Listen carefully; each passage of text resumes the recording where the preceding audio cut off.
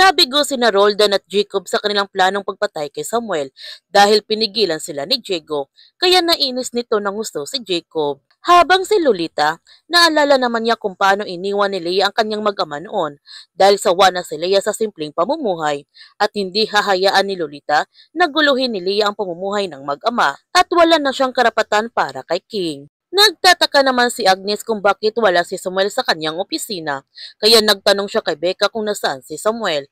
Ang sagot ni Becca na umalis ito. May binigay na address si Roldan. Pinapupuntahan kay Samuel. Nagtanong ulit si Agnes kay Becca kung saan ito.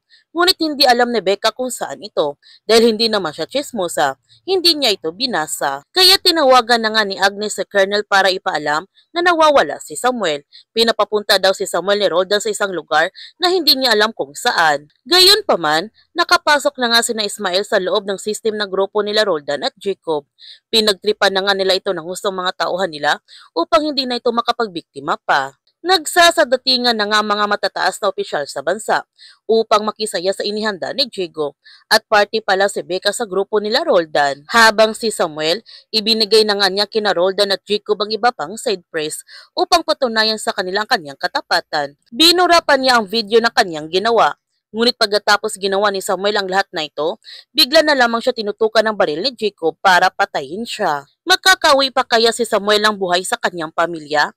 Yan ang ating abangan sa Sins of the Father.